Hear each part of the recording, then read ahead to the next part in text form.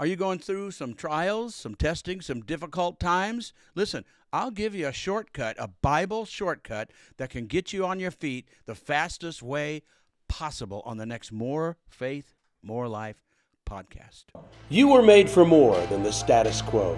I'm Pastor Steve Gray, and this is the More Faith, More Life podcast. This podcast is for Christians with an ambitious heart who want to be more for their family, do more with their career, and see more of God's promises in their life. I've spent many years as a worship artist, minister, nonprofit leader, bold truth speaker, and most importantly, father and spouse. When I was in my early 40s, I was craving more from God and more from life. I'd done everything I was supposed to do. My life was good, but it wasn't good enough. So I spent the following years diving into the Word of God and searching for the biblical principles that would bring me closer to God and help my purpose and life flourish. That's what I want to share with you. In every episode, you'll get practical tools based on real-life experiences that you can put into action to redefine your faith and, ultimately, your life. So, if you're ready to do more, subscribe to More Faith, More Life, and hear an unfiltered biblical truth every week. It's time to be and experience more. Hello, everyone, and welcome to another More Faith, More Life podcast, your voice of revival. And, of course, when I say that voice of revival, I know revivals. I'm getting up there in enough years that there's not that many people still alive on the face of the earth that actually led real moves of God. Right. And also, if you say the voice of revival, a lot of people say, well, I am too, because we had a 3-day meeting last week, or in the fall, and we have our spring meeting. We have a revival. We invite a guest evangelist in. We have 3 extra meetings, and then we go back to regular. But the revival we're talking about has been like they had in history, where it overtook everything, and and God began to move every day, and they did it. I know a church that had in the 1950s church 7 days a week for 5 years. Wow! They were open 24 hours. That's wild. And people just came and 24 hours for 5 years, 7 days a week.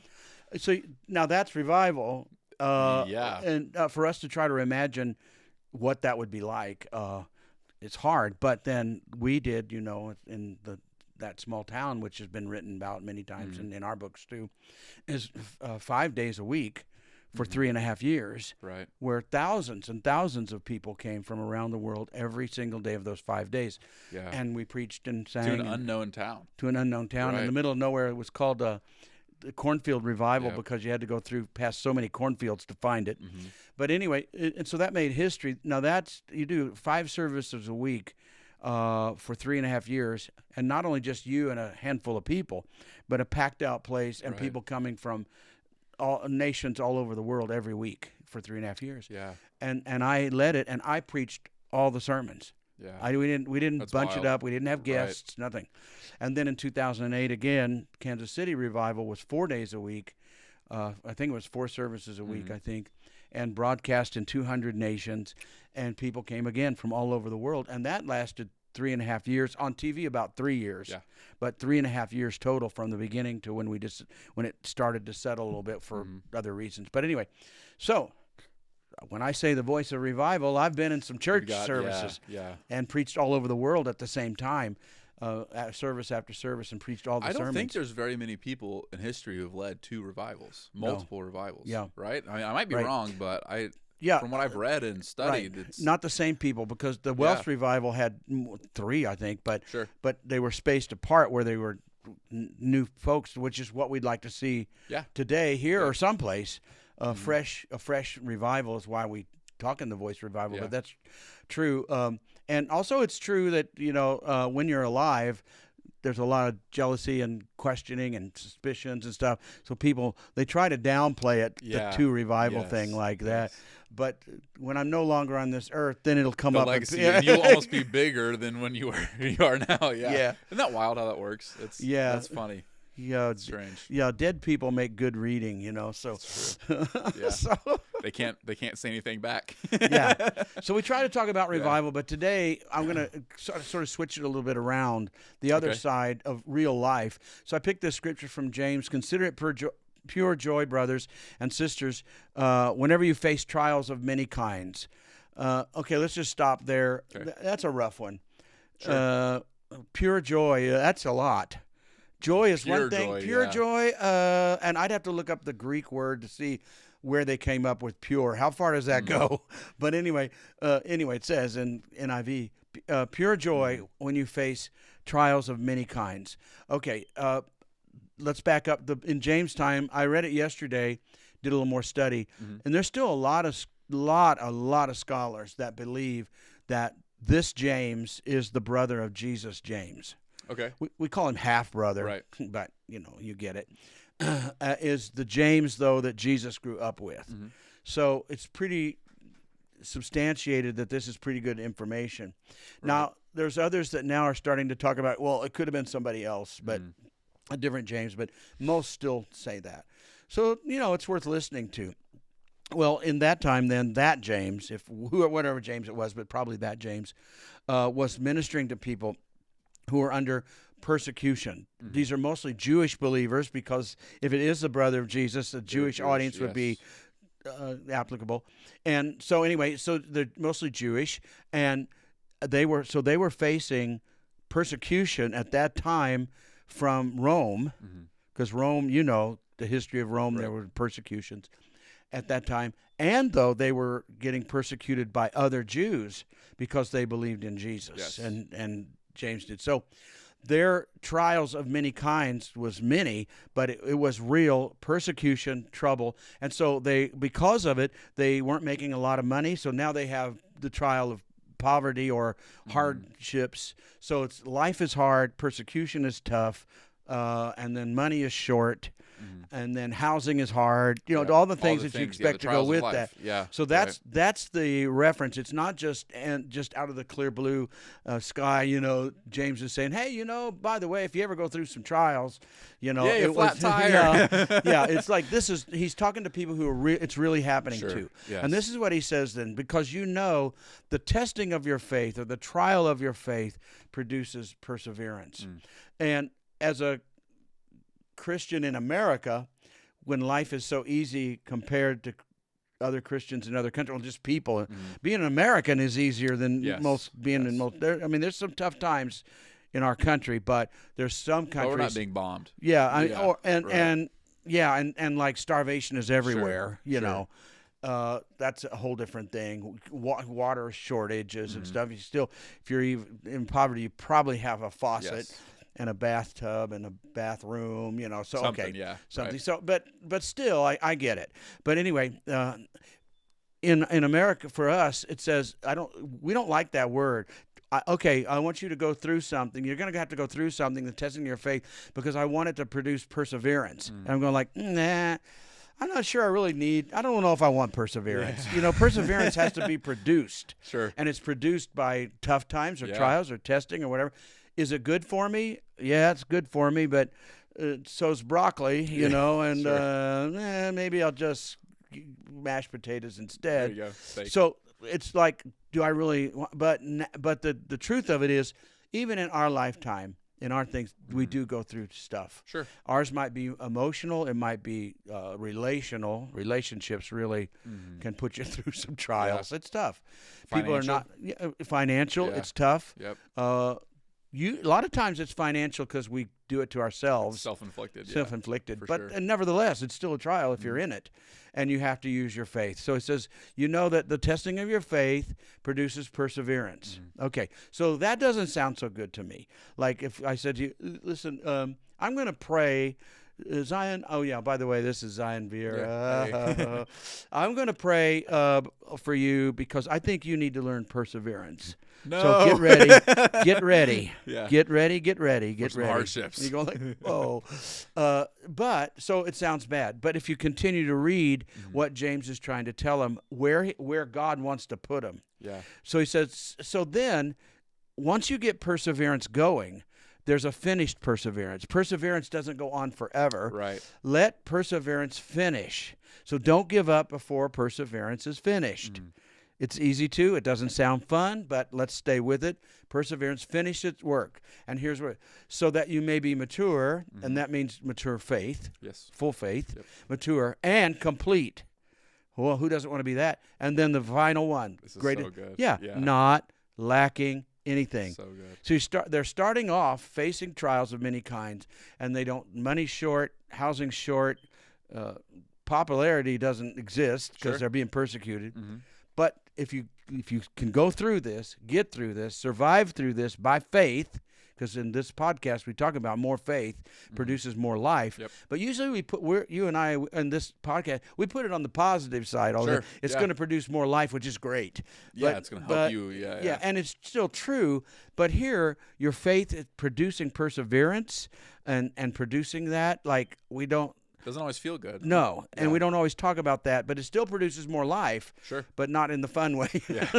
But look what it does, not lacking anything. So that's these people who are lacking really everything. And it's the real thing.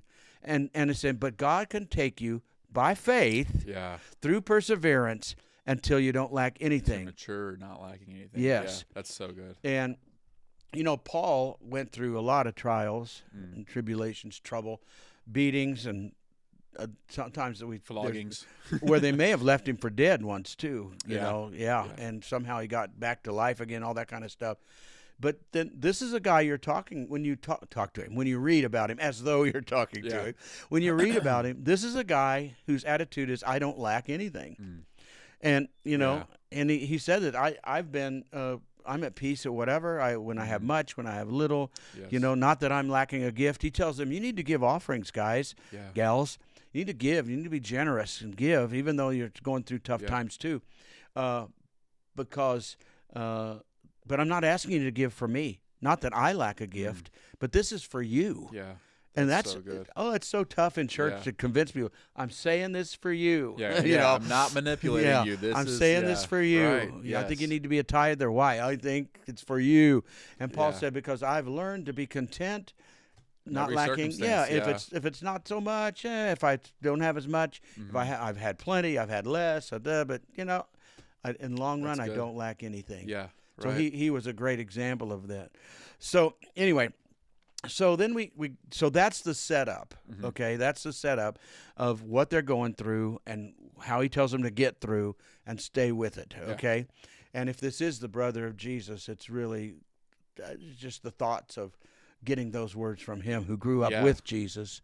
And remember, for a little while, some value, some weight. You remember the brothers didn't believe in him for a little while. Yes. He went through some trials of persecution, if we can call it that, but unbelief. And I get it. You grow up with somebody who, okay, buddy. Who you saw them in and out, and you were a regular guy, and okay, and then all of a sudden this is the Son of God, and you're like down here, and he's up there. And maybe you need to bow down and worship. What? I don't think so. Was Jesus older than James? I think he's the first. So okay, okay, and imagine them sharing a bedroom, and then James says, "I don't think so." But anyway, the brothers came around. Mary questioned it.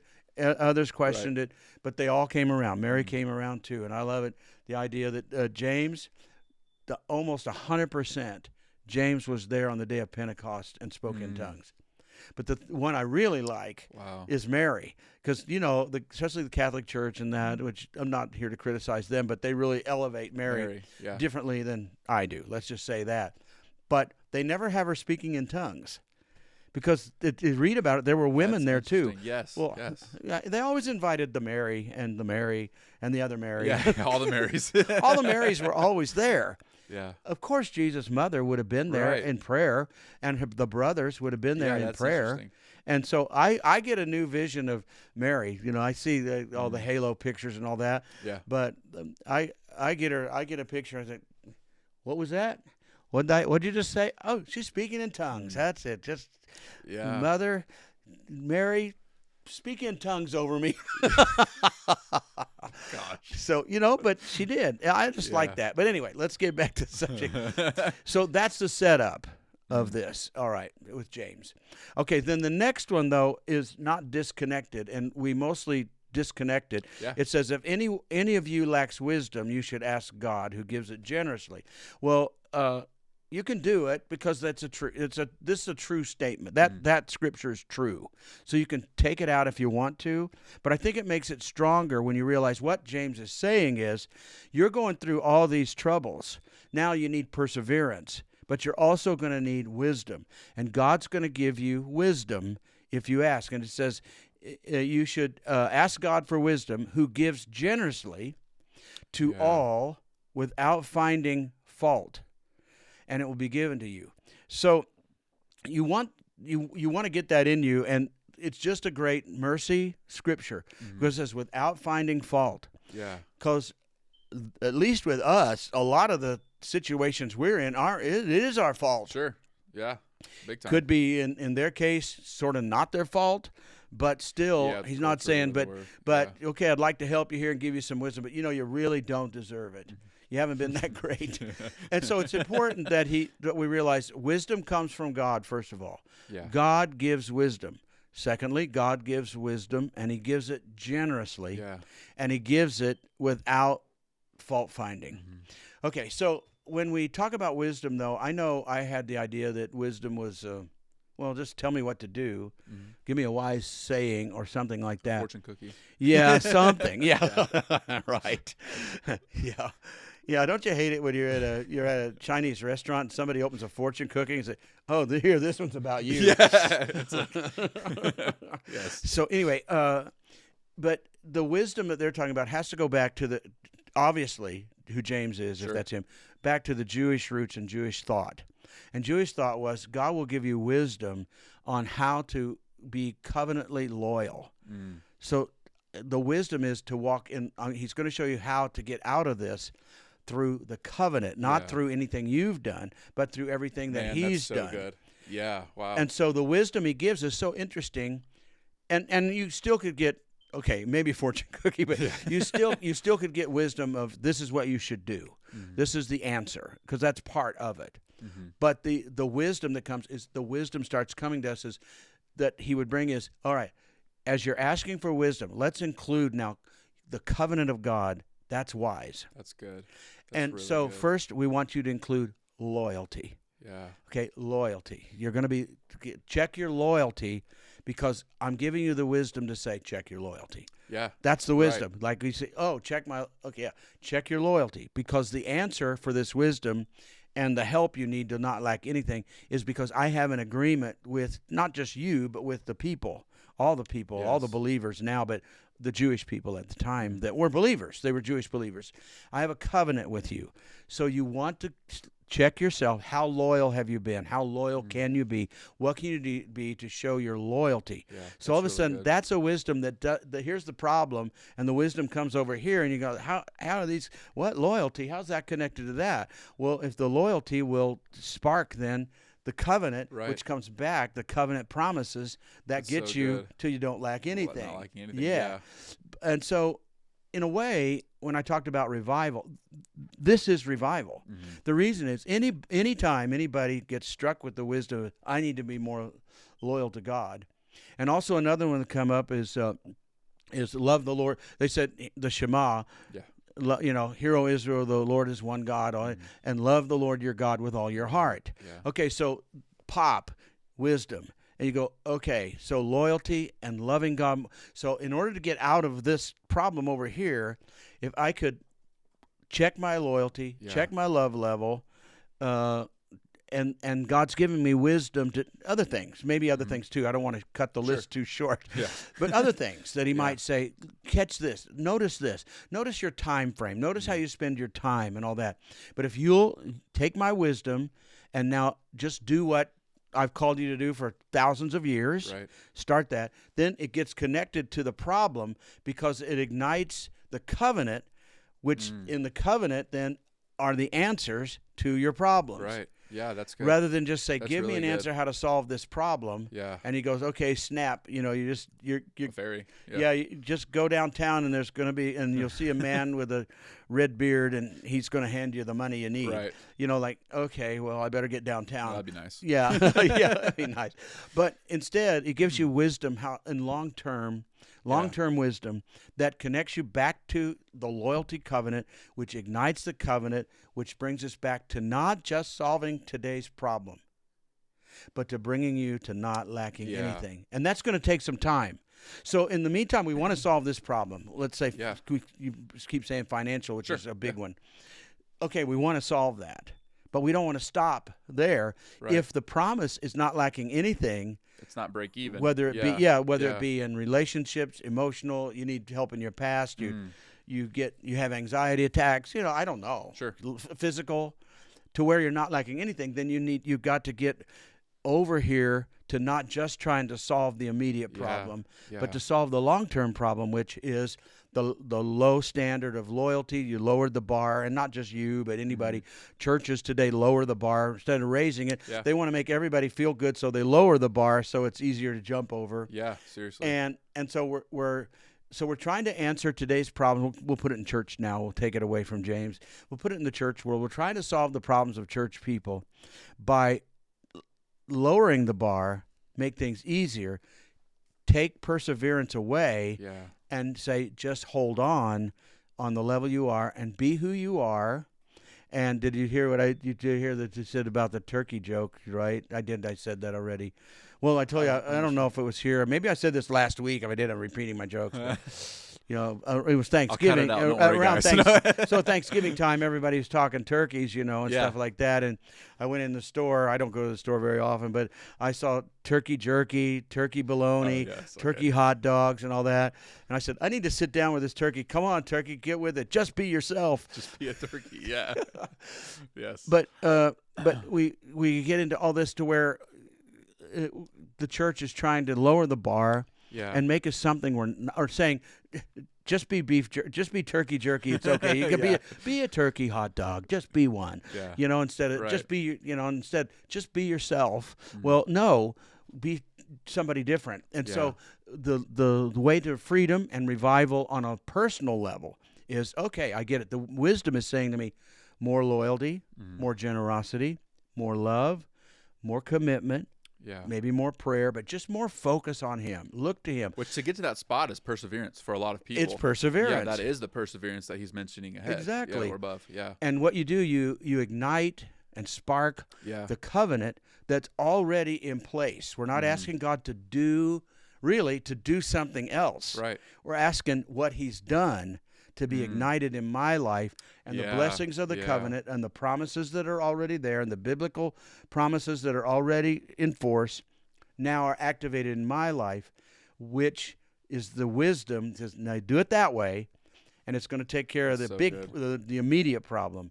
And if you keep doing it that way, it's going to bring you to maturity and completeness, to where you don't lack anything. That's really good. Isn't that so good? Yeah, it's and funny you start here that much out of just that little bit. And you start here. Good. I know, and I haven't really ever heard it preached that. That's great. It's really, I hope these people get it. Sometimes I say that I wish more people, maybe they do. I don't know how many watch this, but just more people would tell more people, because you hear things here that are so simple, so practical. Yeah.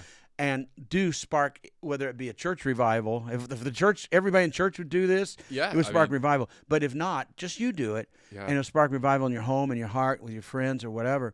And it's going to solve so many of life's problems, where we really can say more faith that through perseverance is going to bring more life. Yeah. So that's really why go to SteveGrayMinistries.com. You can get more of this, get more acquainted. We don't really ever bring up gifts, generosity, but really, I don't know why. I just get so busy like this, I think. But maybe consider stretching yourself a little bit. Maybe you give to everybody in the world, and you're generous. You're giving all these ministries. But this might be one you want to consider, because you can get things here you can't get anywhere else. And it really is life-changing. Yeah. So we appreciate that. Tell your friends and subscribe, and get this wisdom and get this time. If you're going through a time of trouble, this is wisdom to get you out, right? Yeah, Till next time. Bye-bye.